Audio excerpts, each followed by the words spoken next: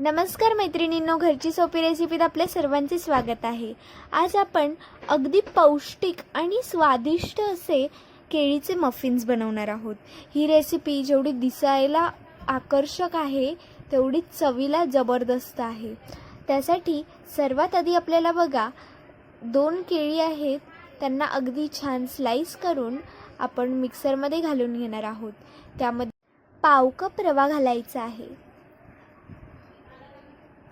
सोबत या ठिकाणी आपण पाव कप गव्हाचं पीठ या ठिकाणी आपण घालणार आहोत। आता आपण याला मिक्सरमधून अगदी छान बारीक करून घेणार आहोत। हे बघा, याची अगदी छान पेस्ट तयार झालेली आहे। आता ह्या पेस्टमध्ये आपण पाव कप दूध घालणार आहोत।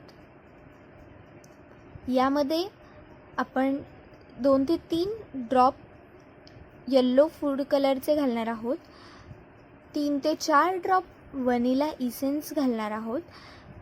पाव चमचा बेकिंग पावडर आणि पाव चमचा बेकिंग सोडा या ठिकाणी आपण घालणार आहोत।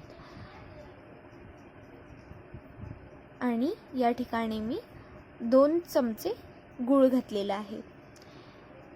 आता आपण याला मिक्सरमधून बॅटरला छान बारीक एकदम फाईन पेस्ट असं बनवून घेणार आहोत। आपल्या या ठिकाणी छान बॅटर तयार झालेला आहे।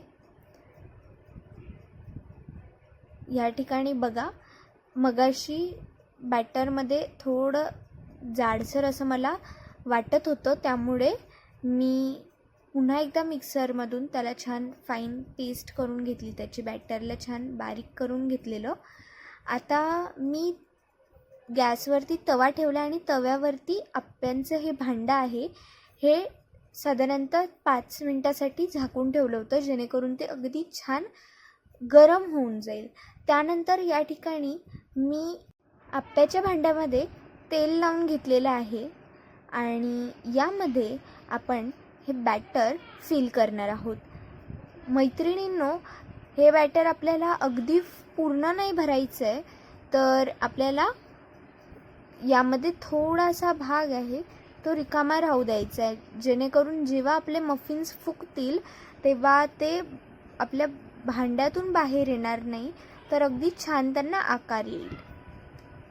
अशा प्रकारे आपण आता सर्व भांड्यांमध्ये भरून घेतलेलं आहे बॅटर आणि आता आपण याला झाकण ठेवणार आहोत। साधारणतः 15 मिनिटांनंतर या ठिकाणी मी झाकण काढून बघितलंय, बघा किती छान अगदी फुगलेले आहेत आपले मफिन्स। आता आपण यांना अलगद असं पलटून घेणार आहोत। यांचा शेप बिघडायला नको, अगदी अलगदपणे यांना पण पलटून घ्यायचे आहे, कारण यांची खालची साईड तयार झालेली आहे आणि वरची साईड अजून बाकी आहे, त्यामुळे आपण यांना पलटून घेत आहोत। आता यामध्ये जर तुम्हाला घालायचं असेल तर तुम्ही टूटी फ्रुटी असतात ते घालू शकतात। तुम्हाला कोणते वरतून टॉपिंग्स घालायचे असतील तर ते तुम्ही घालू शकतात, पण या ठिकाणी मला प्लेन मफिन्स खूप आवडतात, त्यामुळे मी या ठिकाणी त्यांना प्लेनच राहू दिलेलं आहे।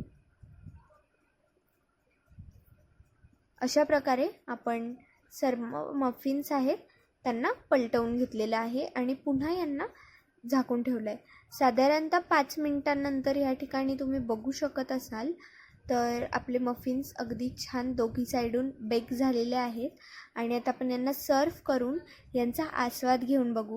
व्हिडिओ आवडला असेल तर व्हिडिओला लाईक करा, चॅनलला सबस्क्राईब करा आणि हा व्हिडिओ जास्तीत जास्त जणांना शेअर करा। धन्यवाद।